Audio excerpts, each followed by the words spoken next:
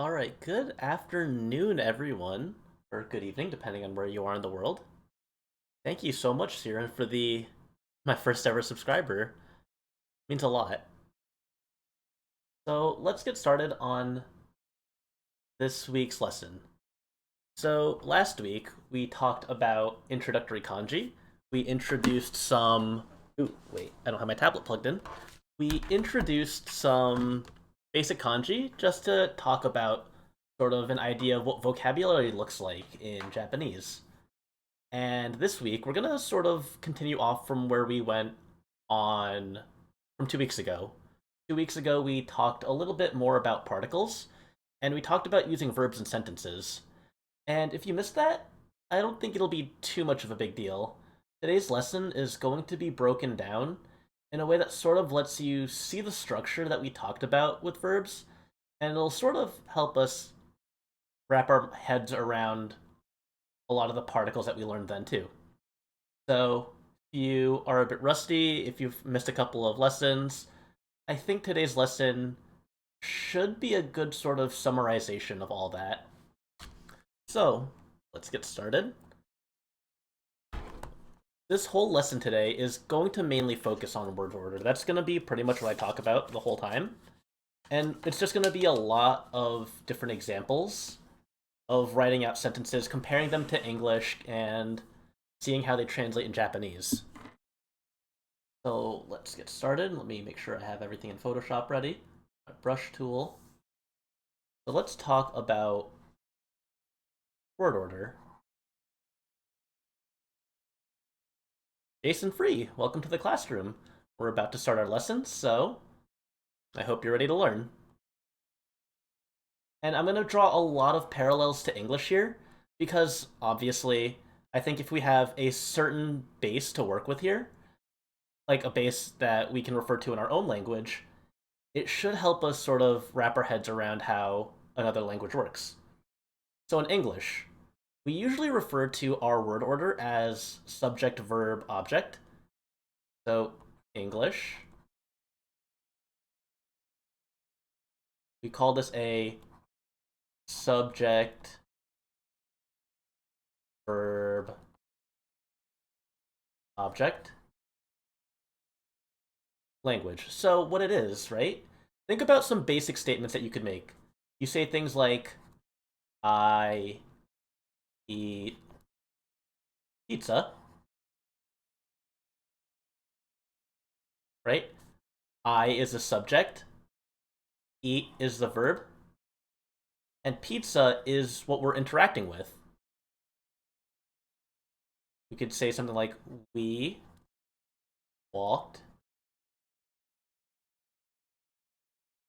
to the store. So again, yeah, note taking is always a little bit hard to understand like what is important, like what should be the main things to keep it on in your notebook, and things that are a little extra, things that are good for to be on the board but don't necessarily need to be in your notes. So we is the subject. We're talking about ourselves. Walked to, that's our verb. And the store is our object. The store is our object, our indirect object, it's what's being interacted with.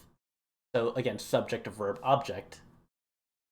And compare this to let's compare this to like a sentence in Japanese. We've talked a little bit about Japanese sentence structure, and last week we introduced how verbs are written in sentences. So I want to actually change the sentence. Actually, this should still work in either. This should translate fine. So in English, we have subject, verb, object. In Japanese, it's what we call. This language is written in subject, object,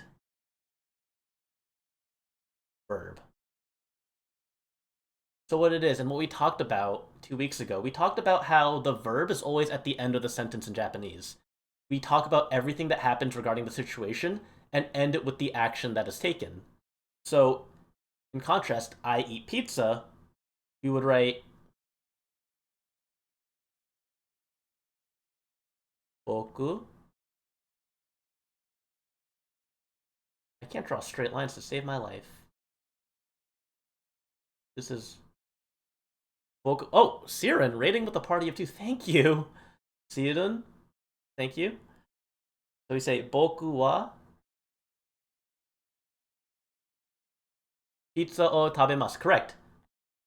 So eat. I believe sa is. I'm gonna write this backwards. Let me I need to type this out because I have a feeling I'm gonna type this out backwards. And I don't want to type it out backwards. Yeah. Za. I. Za. Pizza o tabemasu. Sorry about that. I still need to do my katakana reps too. Tabemasu.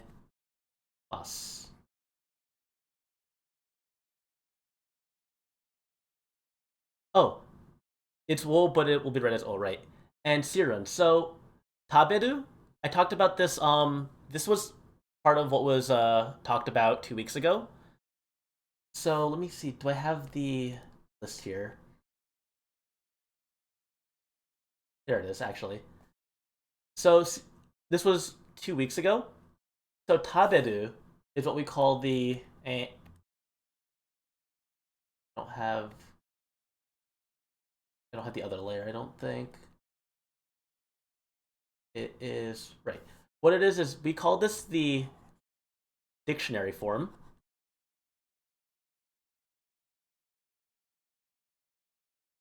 But when we use it in present tense, when we use a verb in present tense, we use what's called the present form. So present tense verbs. Right, right. It's the conjugation of it. Oh, thank you, Reina. My mistake. So taberu is sort of like the base of it, while tabemasu is what we say when we're doing the present version. Tabe is actually the root, but when you look it up in the dictionary, this is what you would see, taberu. So that's the difference. It's good that you pointed that out, though, because that was a big part of the lesson from 2 weeks ago. So again, let me erase this. And let's move this, just to make this a little bit neater. And if you do see me make any other mistakes or anything like that, feel free to call it out. Again, I'm still learning as well, so if I get something wrong, if I write a kanji backwards, feel free to let me know. So this is boku wa. This is our subject. Pizza o. This is our object. And then tabemasu is our verb, S-O-V. So we always start with our subject. We talk about, the speaker is talking about whatever the topic of the sentence is. We talk about the circumstances surrounding what's happening. That's the object. And then we end it with the verb, tabemasu. I eat pizza. Or if we were to literally translate this, it would read out to in our language as I pizza eat. I pizza eat. And it's weird because our understanding of the English language, it's talking like that is odd. But that's sort of the thing that you have to like get a handle of when you are learning a new language, is learning the structure of how sentences are formed. And what we're going to do, so that's the basic idea of the word order: subject, object, verb. And we're going to break this down a little further. Obviously, in English too, we have more complex sentences that are just subject, verb, object. We can break it down into more specific things, like the time something takes place, the location, the like goal. A lot of these things can adjust or have their own places in sentences. So we're going to talk about two basic sentence structures that apply to statements. Let's take a look here. Two basic sentence structures.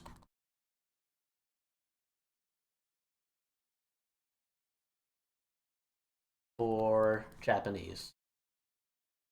So what we call it is the topic, time, place, object, verb. So if we look at this, we know our subject, that's our topic. Time, place, object, all of this is essentially like the object and the modifiers on our object. And obviously our verb is our verb. This sentence structure is used when you're doing something at a specific location. It's for sentences that don't involve movement. For statements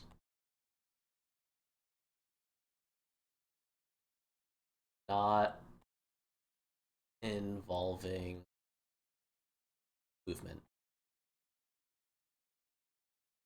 So let's look at a basics example first. Let me actually select and make this a little smaller.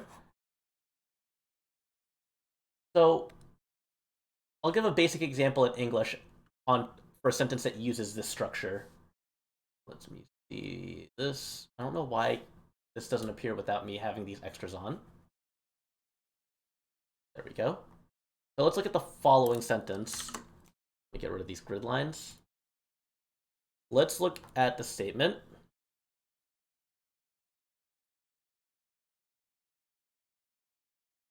I will study Japanese in the library. So this sentence here, I will study Japanese in the library. If we apply these 5 ideas to the sentence, we can break it down as the following. I is our topic.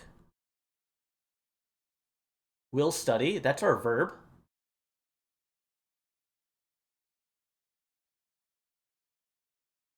Japanese is our object, the Japanese language. That is what is being worked on.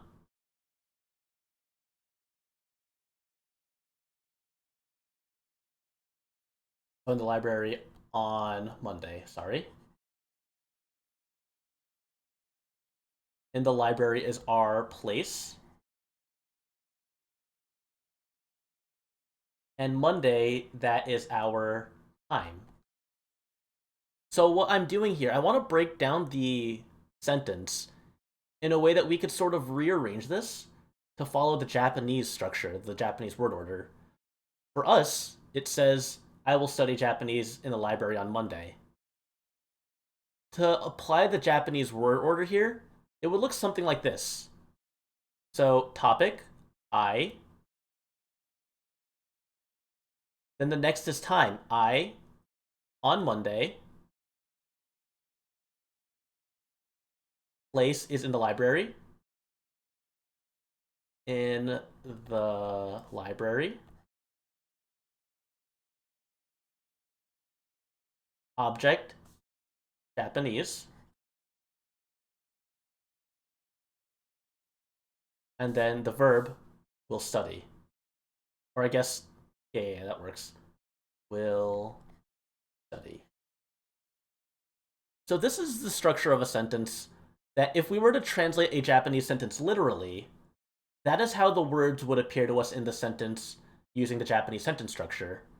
I, again, is our topic.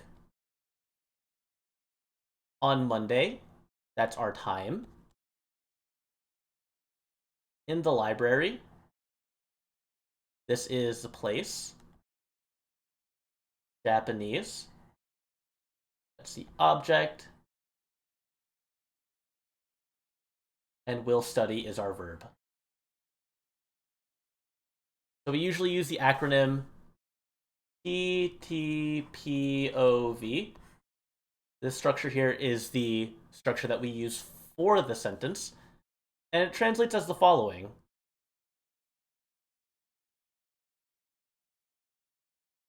Watashi wa.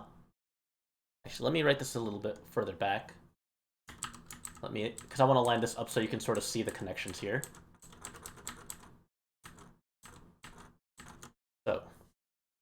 more to the left. Watashi wa. Again, that's our topic. Getsuyobi.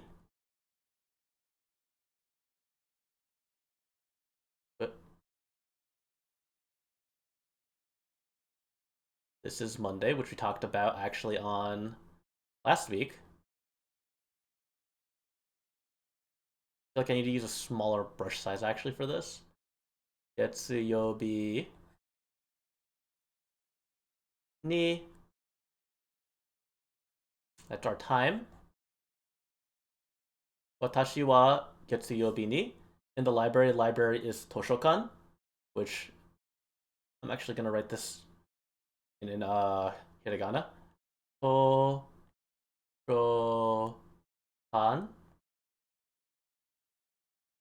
de. Toshokan ni. Just make sure I didn't use the wrong particle there. Yeah. Toshokan de. Nihongo. This is our place. Nihon go.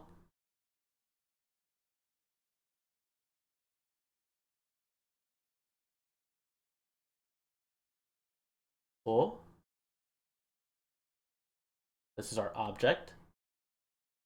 And then our verb is to study, so it's ben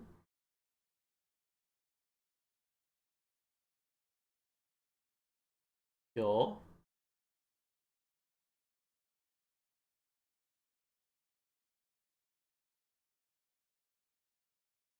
imasu.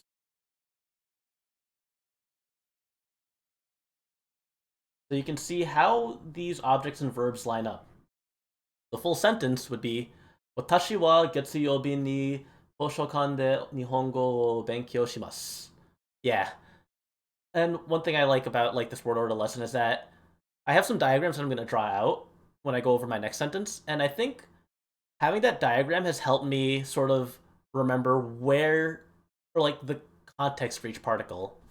So wa goes with the topic. We're connecting the topic to the time, or connecting the topic to the object. Ni, we talked about this 2 weeks ago. Ni is used for motion and also used for time. So like when you're doing something or how you're going somewhere, you're going to use ni.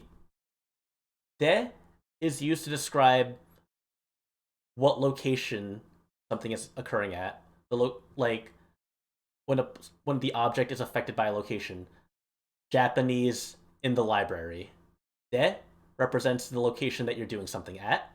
And then, like we said earlier, o is the verb. O is when we're actually performing the verb. Watashi wa getsuyobi ni toshokan de nihongo wo benkyou shimasu. I will study Japanese in the library on Monday. So you can see how the word order is kind of flipped around, but the idea there is still the same. So now let's talk about this diagram that I used. I actually got this diagram from a website called 8020 Japanese.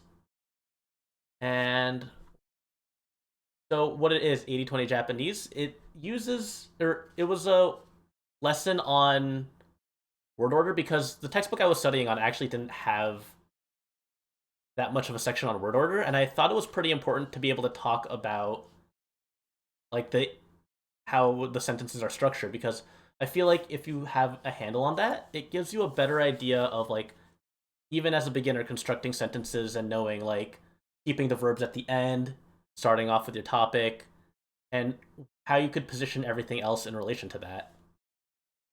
So this is the diagram that I took from that website. I'm not actually going to copy it because I feel like that would be too easy. So the general structure is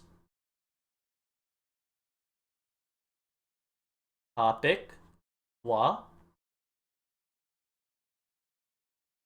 time ni, place de, and then object o verb. And here's the thing. Not every sentence is going to have all of these. Not every sentence will mention a place or a time. So you can see each of these parts has a particle attached. So if you're not using time, you're not going to use time ni. You're just going to go to topic wa place de. If you don't have place, it'll be topic wa time ni object or verb. So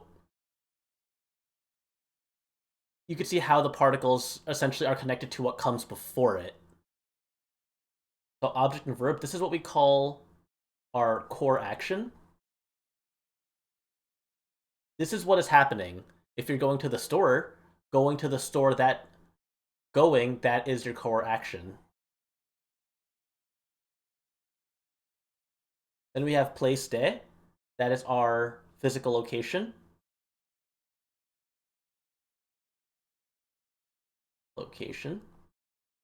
So if you're mentioning where something is happening,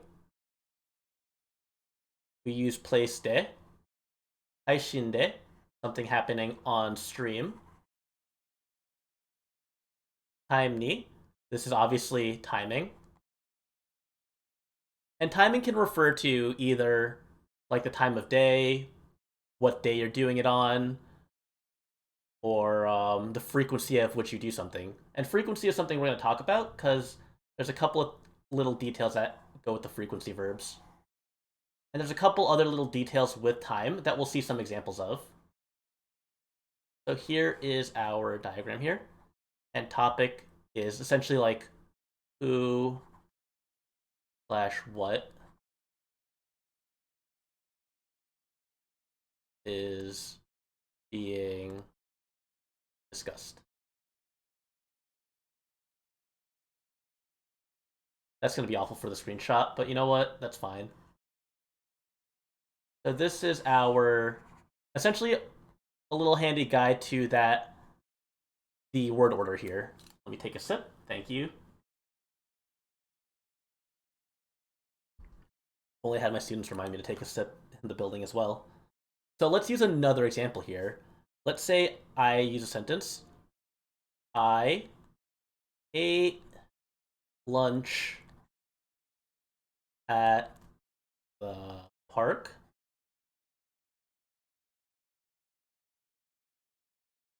on Tuesday. He's saving it for the stretch for a specific time. So that's our topic. I'm going to actually abbreviate this. TO, ate lunch. This is our verb. At the park, that's our location. On Tuesday. Oh, wait. My mistake. 1 second. Ate lunch is not one whole verb. Ate is the verb. And obviously, lunch is not a verb. Lunch is the object. At the park, that's our place. On Tuesday is our time. So if we rewrite this to follow topic, time, place, object, verb, it'll be I on Tuesday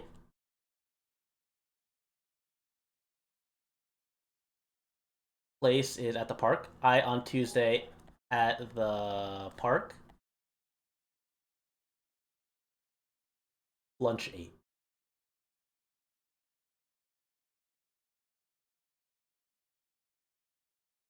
So again, this is our topic. On Tuesday is our time. At the park is our place. Lunch is our object. And 8 is our verb. So to write this one out, I'll use a different version of I. Watashi. Actually, I think I used this for the last example too. Watashi wa, our topic, I, on Tuesday. This is Tayobi.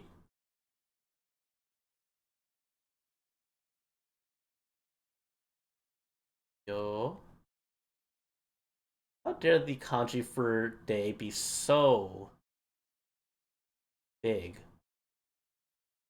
Kids are supposed to be able to remember that. Yobi. Tayobi ni.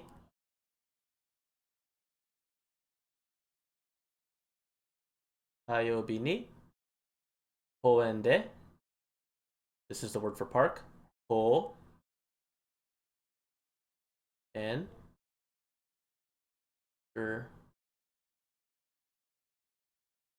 Shaky hands. Box. Koen de. Koen de. Hiru gohan. Like how much shorter lunch is than Hiru gohan.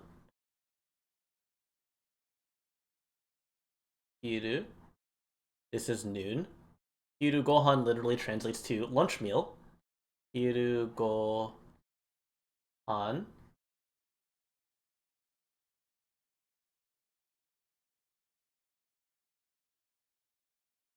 Gohan. Hiru gohan wo. And then tabemashita. And I'll talk about the conjugation there as well. Because these are example sentences, but you'll see that I did something a little different here. Tabe ma ta. Don't worry about this too much. It's important to consider. So for the previous examples, the previous sentences that we used, I did end those sentences with like, it was like tabemasu, or it was benkyou shimasu. Ending with mas, that's what we call the present tense. That was what we talked about 2 weeks ago. This example here is different though, because the sentence says, I ate lunch. I ate. That's past tense. And there's going to be a bigger lesson on that later. But the general idea is that mashita is past tense. So mas is present tense, mashita is past tense. So again, this sentence reads out, Watashi wa taiobi ni koen de hiru gohan o tabemashita. Watashi wa kinyobi ni koen de hiru gohan o tabemashita. I ate lunch in the park on Tuesday. Right, let me just stretch for a second. Watch my model fly in 12 different directions, maybe.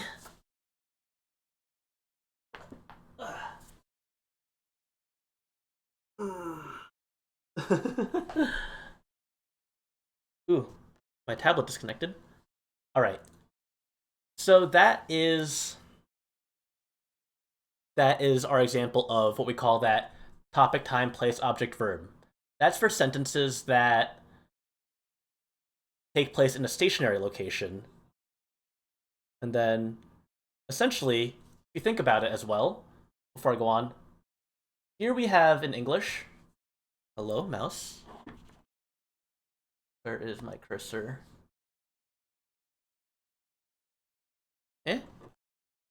Mr. Tablet, please work again. Wait. Maybe I need to... Oh, there we go. Whew. Scary. That's okay. Let's just undo this a little bit. All right. So what it is, we have topic, verb, order, place, and time. Here we have time, place, object. These three here, object, place, time, get reversed, and the verb gets kicked to the end. You can see how that relation happens with these three middle terms. Object, place, time turns into time, place, object. And an interesting thing that I read that sort of compares English language to Japanese language talked about how English could be an inside-out kind of language. That we start with the main details, which is that we ate, and then we follow up with lesser details. I ate. Cool, where did you eat? Or what did you eat? I ate lunch. Where did you eat it? I ate lunch at the park. When did you eat it? I ate lunch at the park on Tuesday.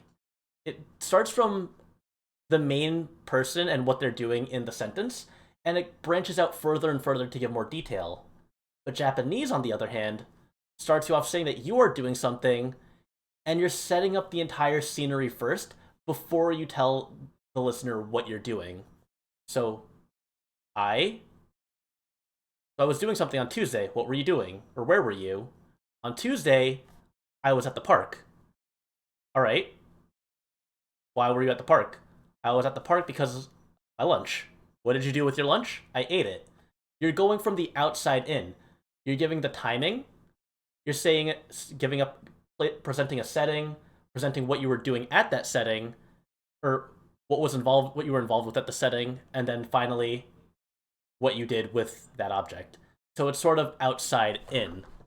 So it's an interesting way to see how the vocabulary or how the sentence structure really is switched up when we go from these two different languages.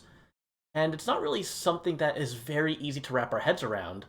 But that's why I want to spend a lot of time. I'm focused a lot on this lesson for just.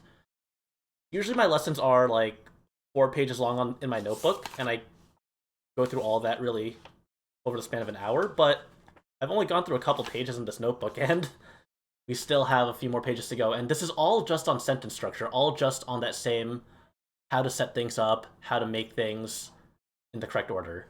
So let's go to the next subject now. Like I said, this is for stationary objects, you doing something at a specific location. Now, we're going to talk about sentences in motion. So sentences in motion. Let's look at the following sentence. He came here by bus at, let's say, 9 o'clock. So he came here at bus by 9 o'clock. And what we have here now, this is the other sentence structure that we're going to look at. Again, we have our topic. We have our verb, came. And then here is our place, or we're going to call this our destination. We're going to call it by bus. This is our means. This is how we got to that location. And 9 o'clock is our time. So the way we would translate this sentence, the way it would be ordered in Japanese is the following. He at 9 o'clock. So the first two are the same again. Topic time. Topic. Time. At 9 o'clock. By car. Or why did I say? Oh, I see. I wrote two different sentences. By. Let me erase this just so I have it consistent with my notes. Not by bus, but by car. I think I did this because I didn't want to copy the sentences directly from the website, so I changed what some of the nouns were. By car, that's our means. Destination, here. Destination. And then came. And that is our verb. So one thing, right? If we tried to say this literally, he at 9 o'clock by car here came.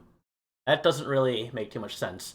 If you wanted to try, like, you could write like he, comma, at 9 o'clock, comma, by car, came here. Something like that. That would work in English, but it would be really weird. I think that's I'm not really a professional in English mechanics at that point. I forget if that's what we call the passive and active voice. But essentially, it's a weird way of speaking that most people don't speak in. We'll say he came here by the car, or he came here by car at 9 o'clock, instead of changing around the order to sound really poetic. We don't do that, really. And I don't think it's really taught like that when someone is learning English. But In Japanese, that's how it's ordered. Topic, time, means, destination, verb. So it would look like this. So we have kare. This is referring to a male. Kare wa.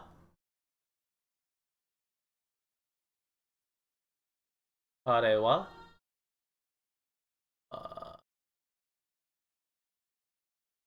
Kuji.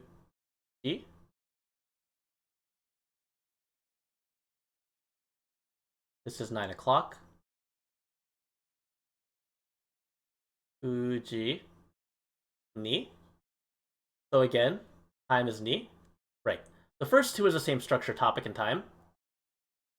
Kuji ni. Uruma de. And you'll see, just like with place, the means uses the same particle. Uruma de.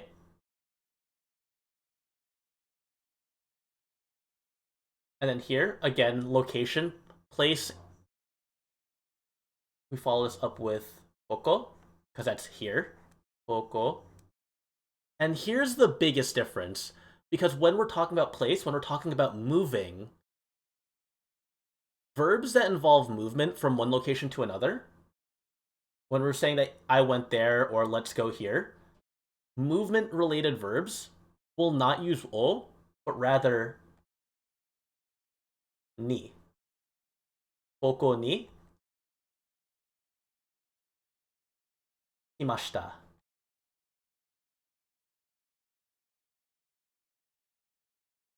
Imashita. And like I said, mashita, that is our past tense. So you can see I'm trying to like break it up so that the brackets are in the same order for all of it. Topic, time, means, destination, verb. Right, double knees. So time ni, so 9 o'clock, kuji ni. The whole sentence reads as Kare wa kuji ni kuruma de koko ni imashita. He came here at 9 o'clock by car. So I'm probably also reading all these sentences out with like the worst inflection or pitch accent, which is to say I don't think I'm reading it with any pitch accent, so that is something that is a lot harder, I think, and a lot more nuanced than I'm able to reach right now. I'm doing a lot of reading, I'm not doing a lot of speaking, so my ability to speak Japanese is definitely a lot weaker than my ability to read it.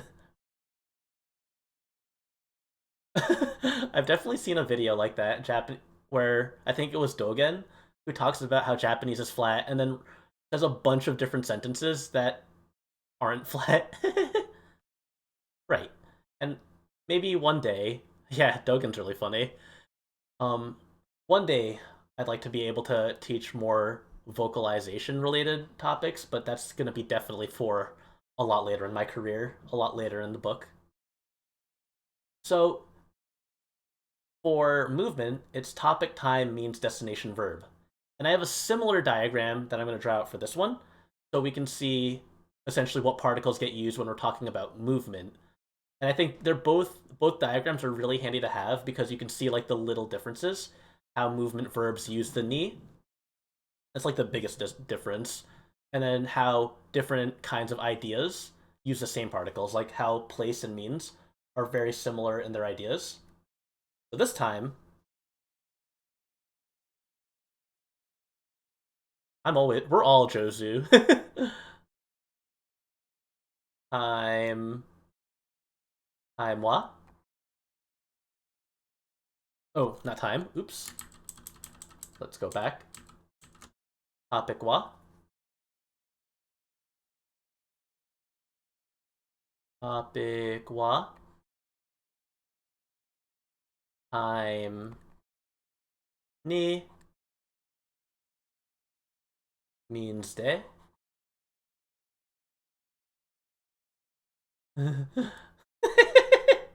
Yeah. Says arigato gets jozu. Oh, Nihongo jozu. Destination. Destination ni when I go to Japan this year, if I manage to be able to go to Japan either this year or next year, man, I hope I don't get hit with that. I hope no one, like the convenience store owner or like the delivery man, just like says my Nihongo Jozu. I'll just be like, I just want to live my life. So again, destination ni verb, just like in the previous one where it was object o verb. This is our core action. This means that that's our physical location. So like if you're if you're in a if you're in a car, if you're in a bus, if you're walking, if you're going by foot, if you're going to if you're taking a bike, I can teach you the most monocle worthy responses meant to baffle. uh Physical location. This is our physical location. I guess physical location is kind of weird, but like it's what you're writing in.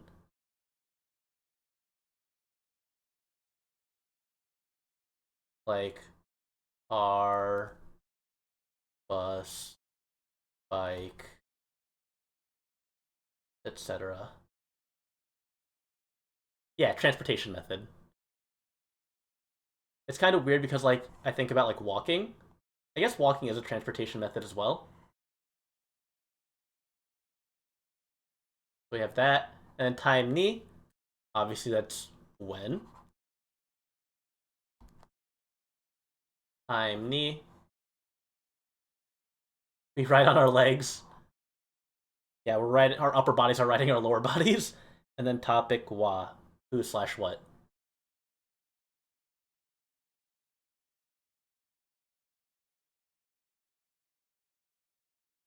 So that's our diagram here.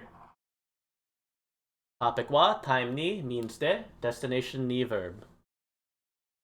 And let's use another example here. So let's say I use the following sentence. And you're going to see something actually. I'm going to throw another curveball at you here.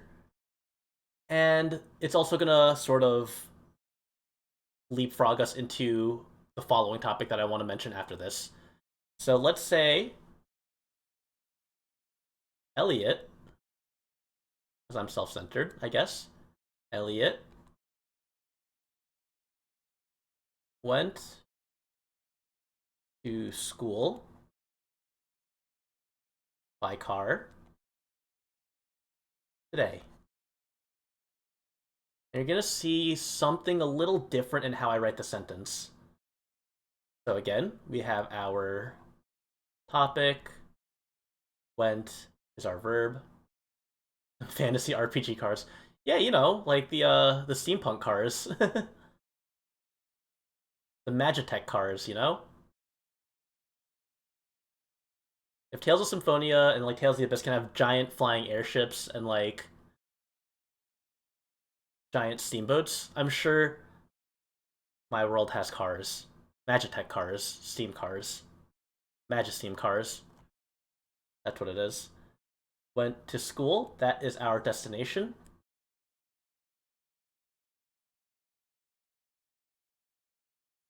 And then by car, that is our means. And today is time. So again, topic time means destination verb, means that this gets rewritten as Elliot. Elliot today by car to school went. So when we rewrite this, it's going to be Eri Oto Erioto wa. That's a very weird line for wa. Erioto wa. Oh wait, let me do this first. I want to make sure I have enough room for this. really learn the Photoshop hotkeys, at least to switch between some of the basic tools. So erioto, that's topic. Today is our time. By car means to school. That's our destination. Went is our verb. So erioto wa kyo.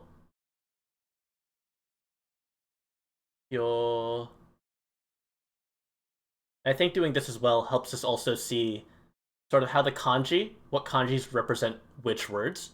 So this is kyo. By car, that's going to be kuruma de.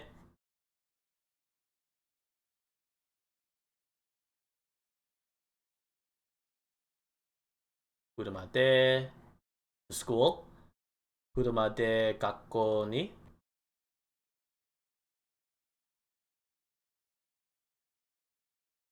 Nice that you noticed that. So that's the little curveball I was talking about. And I'll talk about that right after I finish writing the sentence out. Gakko de or gakko ni.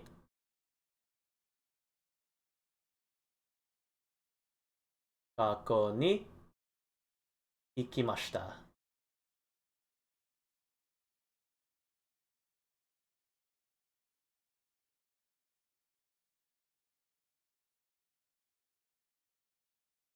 So again, topic time means destination verb. Yeah, it's really backwards. So here's what it is. If you take a look at the previous examples that we used, in every other kyochuru, so in the previous examples, we used Tuesday, Monday,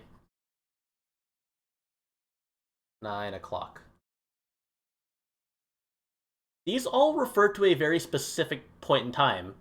On Monday, I did something. On Tuesday, I did something. On 9 o'clock, I did something. These are all general terms. These aren't bound by what day it is currently. It's just at a point in the day or at a point in the week. These are... what's the word I'm looking for? Not relative. So these aren't relative. It doesn't have to relate to anything. But when you're saying today, you're referring to the day that it is right now. When you say Tuesday, you just mean Tuesday.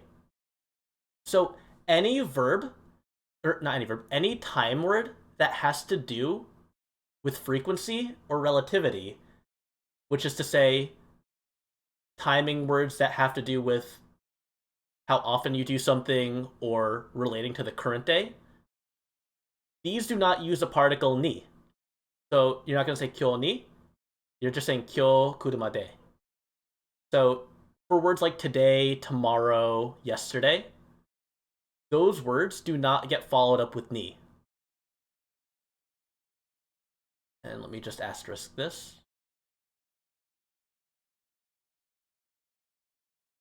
So if it's yesterday, it would be... So if it was yesterday, you're right in dropping the ni, but remember that ashita is tomorrow, and yesterday is kino. So time words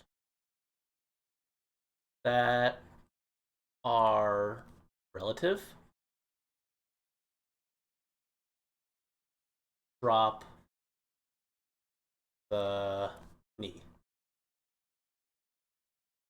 So this sentence reads out as Erioto wa kyo kuruma de gakko ni ikimashita.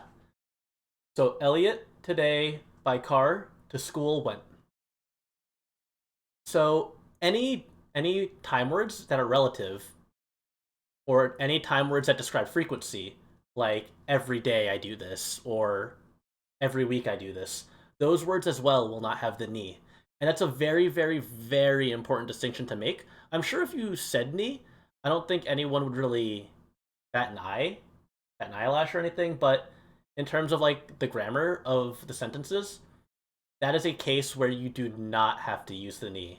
And hey, the less particles, I think the better. So that is the...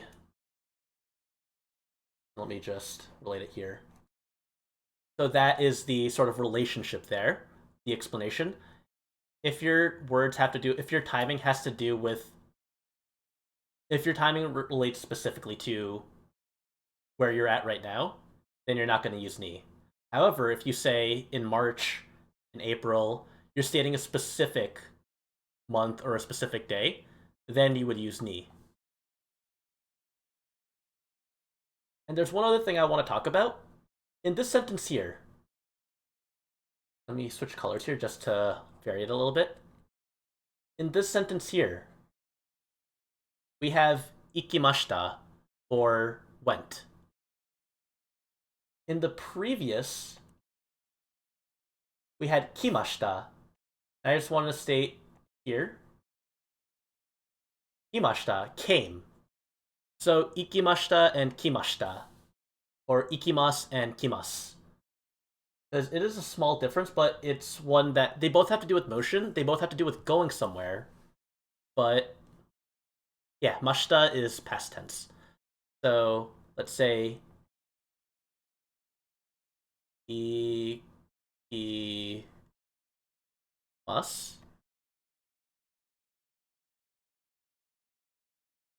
So this represents going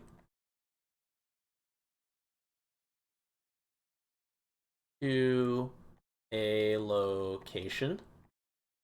Like, we are going to the school. We would say ikimasu. Gakko e ikimasu. Or gakko ni ikimasu. We are going to this location. Meanwhile, this ki, so ikimasu and then kimasu. It means that you're coming somewhere. It's weird. So like, if someone's coming to your house, you would say, I think it's house is uchi? Yes, to arrive. Arriving, or like coming over. I think coming over is a good example. Like here, he came here. So that's to say that the people who were at the location already were waiting on someone to come to that location. Meanwhile, ikimasu is like you saying, I'm going there. So this is more like going, this is more like coming.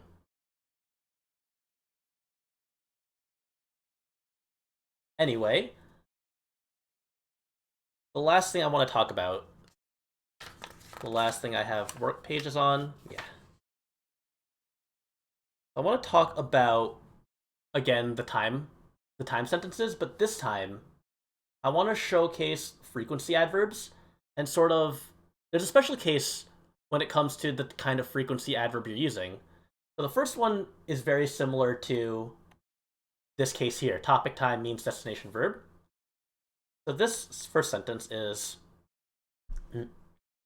I go to school every day.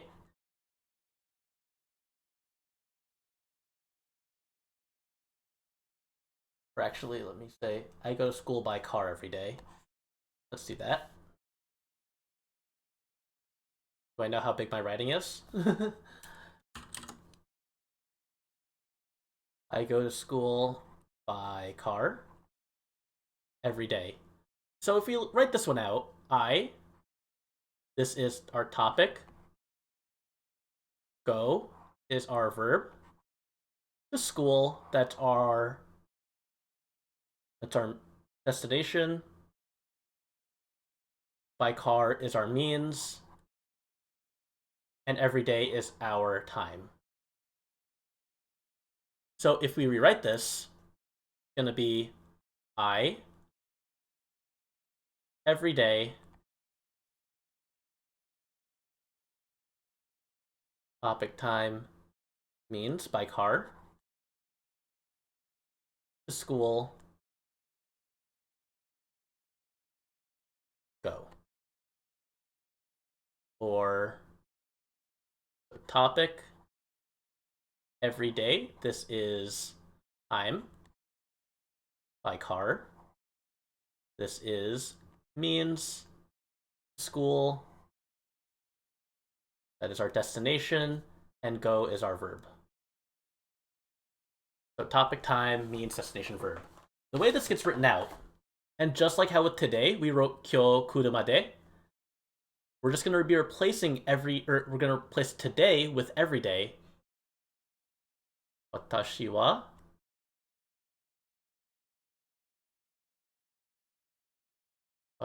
wa mainichi. So every day is mai. Looks like this. Mainichi. So, as you could probably infer, we know that this is the kanji for day. This kanji here means every, or repeatedly. Mainichi. Kuruma de.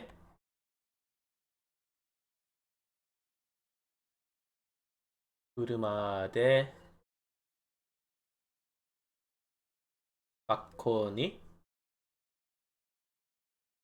Let me write that a little bit lower, because I think I started writing the characters a little bit too low. Gakkou ni.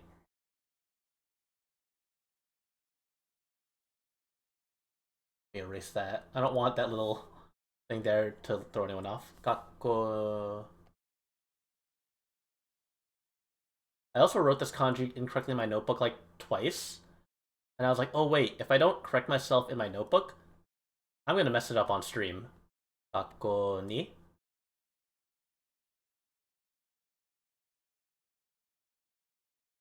Ikimasu. And you can see as this is present tense, we're writing it as ikimasu. Watashi wa mainichi kuruma de gakkou ni ikimasu. I, every day by car, to school go. So you can see here, the frequency verb, mainichi, every day, doesn't require a ni, because it represents frequency, how often you do something. It doesn't represent a specific day, it represents every day. However, there are two kinds of frequency verbs that we talk about, or frequency adverbs. Every day means that you do something frequently. Often, you do it frequently. Sometimes, it means that you do it with some sort of frequency. But when your frequency is sort of negative, like you barely do something or you never do something, there's a small change we have to make to our sentence structure. So let's look at the next example here, and this is going to be the last example for today. So let's say the following sentence. It's just one special case here. I do not watch TV at all. So this is topic, do not watch. This is our verb. It's a negative verb that you don't watch TV. That's our object. And again, if you note this sentence here, since it doesn't require movement, it's going to be using that first sentence structure that we talked about, that topic time object verb, actually. So this also will sort of bring us to another thing here, that there's no place here. We're not saying where we watch TV. So you can see that it sort of gets dropped from that whole order. But we still follow the rest of the order here. So topic, verb, and at all is our time. So instead of the previous examples that I went over, which were topic, time, place, object, verb, since there's no place here, it would just be topic wa, time, ni, object o, verb. There's no place de, because we're not in a specific place. So that part there, that that portion of the sentence structure doesn't get involved. We just drop it. Because obviously not every sentence involves all 5 of those parts. So when we rewrite this, it's going to look like this. I at all TV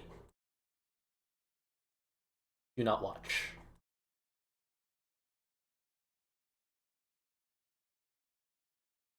So you're saying you do not watch TV at all. That's going to be time or topic. Wait, why did I do this? This topic. At all. That's our time. TV is our object.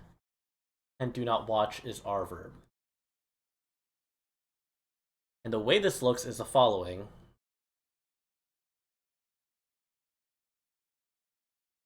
Boku.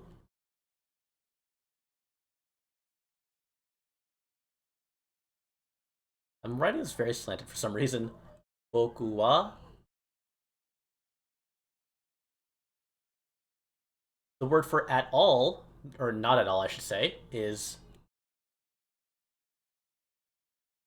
zen, which I think is a very nice sounding word. Zen.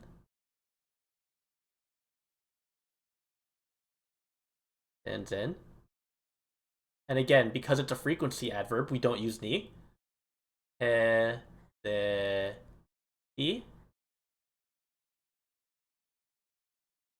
O. This is our object. Object o verb. Mimasen. Mi ma sen. So note, the big thing here, first off, like the other case, we don't use ni. It's just boku wa zen terebi wo mimasen. Zen as a representation of not at all is a frequency adverb. But when you use a frequency adverb that tells you that you don't do something or that you rarely do something, we have to negate it. And that's what this masen is. So when you're using the present negative, we use masen. That I don't do that. I don't watch TV at all. Boku wa zenzen terebi o mimasen. And that's pretty much it. So those are the examples. I just really wanted to go through. I negate the trap card with my masen card. Trap masen.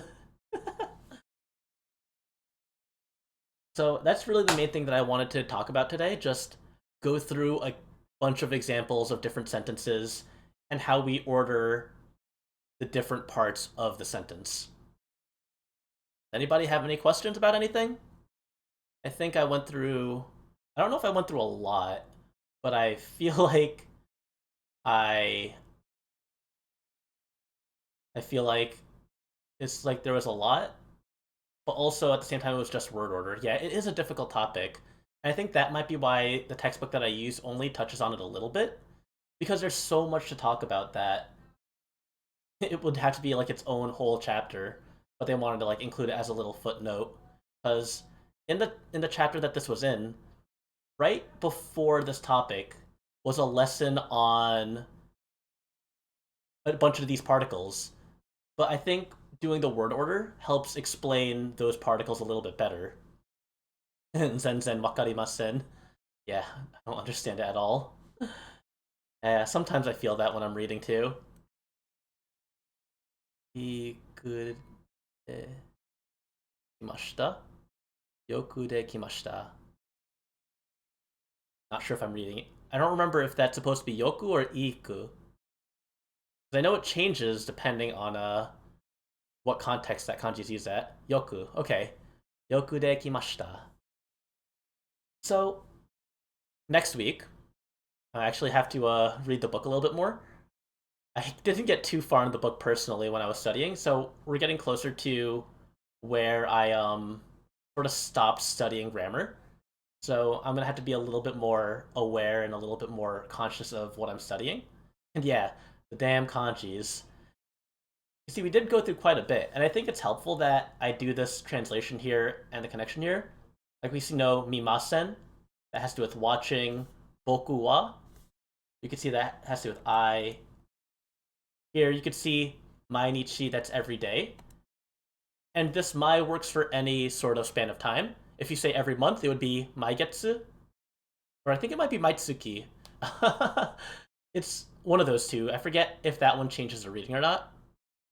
And then mainen would be, or maitoshi would be every year. So this here, this kanji here, if you see it prefaced by a period of time, it'll tell you that that happens every interval at that time. And yeah, I'm glad it was helpful. I'm glad that that was clear, the connection up and down here. Like here, this is the kanji for car, kuruma. Here we know that these two kanji combined are school, gakko. Let's look at some other examples that we went through. Kyo, this day, because this kanji here represents this, or like specifically ima, like now. So present day, kyo, today. And let's see, here like 9 o'clock, kuji. Here we had the kanji for he, kare. What else did we go over? This one. This one, koen, park. Public park, essentially, is what these two kanjis mean. This is just a general kanji for park, and this means public. Here, we went over this last week, actually. Kayobi, for Tuesday. Hiru gohan is here. Hiru being noon. Gohan being lunch. And then tabe, that's to eat. And I think it's important to like review these kanjis too. These different kanji. Getsuyobi, and then Nihongo. This one's pretty common, and then this one's on like everyone who's studying Japanese's bio on Twitter. Benkyou shimasu. So yeah, I do plan on doing some more like kanji focused streams as well. Boku wa mainichi Pokemon Go o shimasu. You play Pokemon Go every day? I I think so mainichi Pokemon Go o shimasu. I think that would be,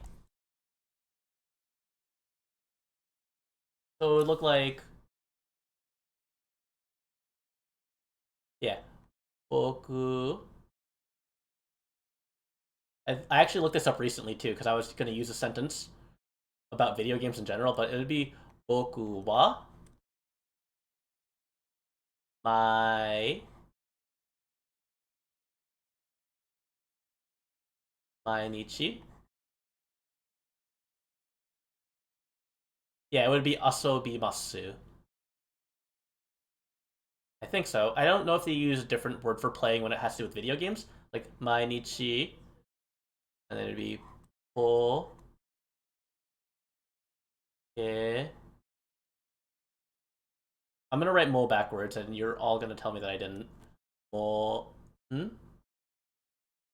Pokemon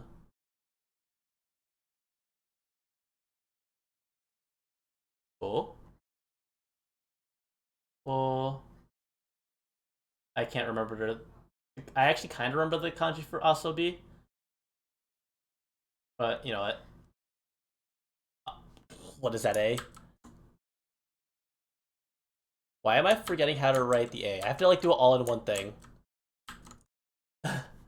Thank you. Oh, you're right. You're right. You're right. This would be Pokemon Go. Oh, there we go.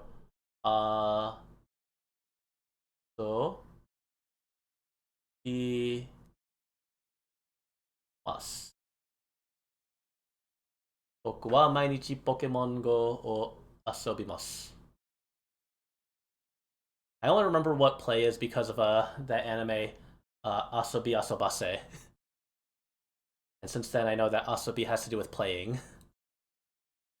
Yeah, yeah, I think as silly as it is, and like how like often it's like immersion learning is good. just like remembering things like that, um, I think can help with like remembering certain words or certain kanji. Like I remember that equal tobun is what it is because of the anime Go Tobun no Hanayome, which literally translates to five equal brides, but was localized as the quintessential quintuplets. But anyway, that's why I know what tobun means. I'm trying to think of any other examples of like words that I learned from like anime or just remembering anime titles. Nothing really comes to mind right now immediately. Um, yeah. So next week, I'm not sure exactly what it's gonna be, what the lesson's gonna be, and I'm probably gonna do the same thing that I did, or at least we'll see how the pacing goes with the lessons. Sometimes I might want to give like people chances to catch up on the VODs and stuff, and do kanji lessons maybe a little bit more frequently than every week. But I do like doing like the kanji stuff and like going over kanji in different categories. Scared? I don't think you should be scared. I don't want to go like too fast, but I also want to like make sure that I can cover a lot of different bases. I think it's important to learn like a lot of basic kanji and like a lot of common kanji that you see around the internet a lot because even knowing a little bit of it helps you like infer context a little bit more. I don't know what that says. I have to pull up Google for that one. Or Jisho. Let's see what Reina just said to me. Oh, it's scary. Kawaii kunayo. Or it's not scary. Not scary, right? Kawaii kunayo. And like we mentioned, what was it? 3 weeks ago, that yo means like you know, or right? So kawaii kunai is it's not a scary, and that yo means I tell you it's not scary. I tell you what. So yeah, um, thank you guys all for coming. I always really like doing this like every week and being able to talk a lot about this. It's really fun to just like be able to study it and share it with you guys.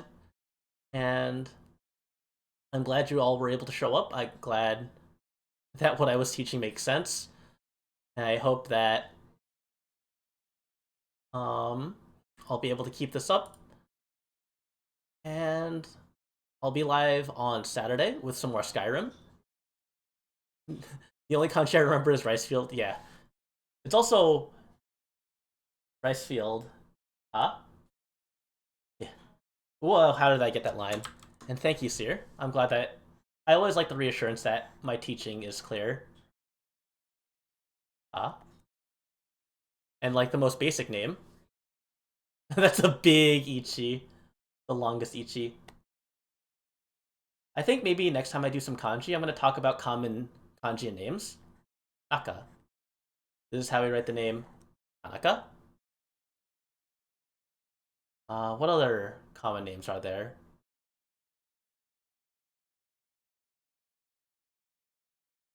There's yeah, I was gonna say Nakamura. Nakamura is I forgot how to write Mura though. I know it means village. Yeah, this is Yamada.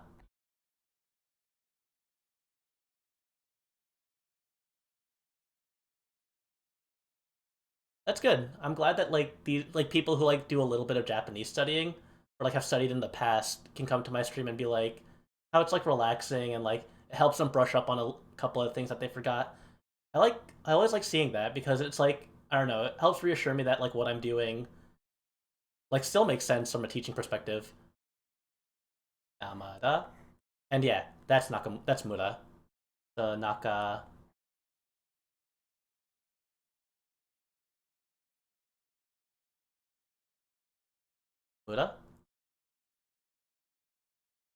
Nakamura. And like these all mean specific things. Tanaka, this is rice patty, and Naka is center. So Tanaka is basically like from the rice patty for from the rice fields. Yamada, Yama is mountain, mountain and rice patty. I actually don't know specifically what this one means. Like the mountains above the rice paddy. Like maybe these were like this last name was given to like people from the mountains. Oh, it's also field. You're right. And then Nakamura, center and village. So Nakamura is someone from the village, from the center of the village. Also, fun fact: play Smash Bros. Or Animal Crossing. In English, we call him the villager, but in Japanese, they call him Murabito, which is Murabito. And we actually talked about the person kanji before. So, Murabito. And something that I think is also important to note. In the name Tanaka, it's ta. But in the Yamada, it's da. The reason why this is that sometimes the syllable that comes later gets that dakdan sound, that muddled sound. They use the same base hiragana, ta, but as it comes second, it gets that sound there that sort of muddles the syllable, Yamada. Here, Murabito, instead of Murahito, it's Murabito. Because we know that person is Ito, but since it's the second kanji here, since it's followed up, typically that marking there, that Bito, that usually happens when that kanji is second in a compound word. And it's not necessarily the case all the time.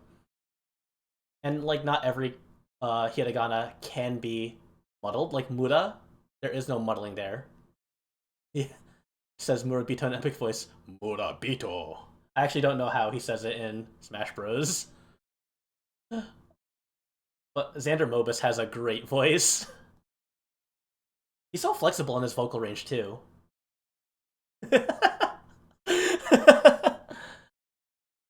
I should probably do more voices more often then, huh?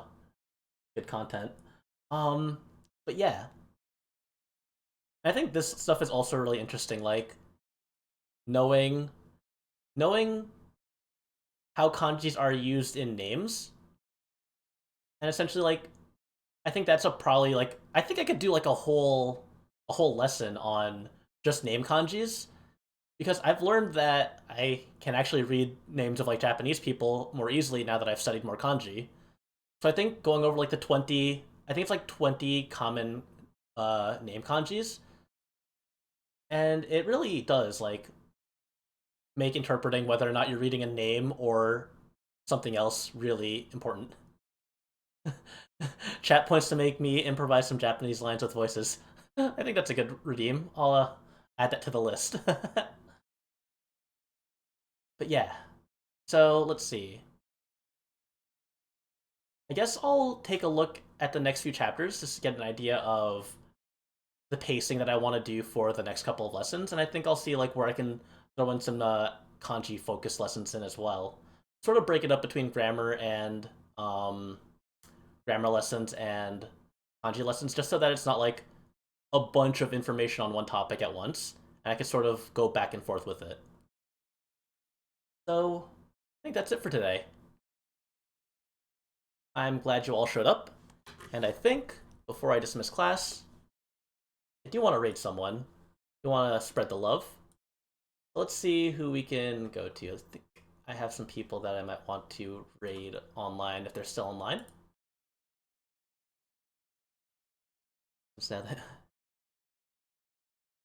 Yeah, it is difficult. It's definitely something that you have to get used to. And I feel like it's just a lot of practice. I think it's just the more we practice, the easier these kinds of things get. And I've been practicing honestly for I think 2 years at this point. Who's online? Yeah, it's been 2 years, I think. I started like really seriously studying Japanese in 2019 because I was gonna go to Japan, I think, the following year I was supposed to. So I started studying in 2019 of May, but I was really on and off with it, especially after, you know, the news that we couldn't go to Japan in 2020 was. So I was really on and off with it, but I at the very least tried to keep up with like reading things in Japanese just to stay immersed with the language, and I kept up with my kanji studies. Yeah, fellow planned Japan trips in 2020. I know. So I think just if you're enjoying these lessons, I would also recommend trying to at least do some practice, maybe with like kanji with like Anki or with Wanikani, just to like get a little bit more immersion as well. Let's do this. I want to raid someone else who is I've been watching a lot recently, and we've been conversing a lot, and I've been sitting in his chat a lot. Let's go do this. So I'm going to dismiss class. The bell is ringing, and I'll send you over to the next teacher. Let's go talk to Melchior. Race. Oop. Slash raid. Melchior. Channel. Let me just make sure I typed it correctly.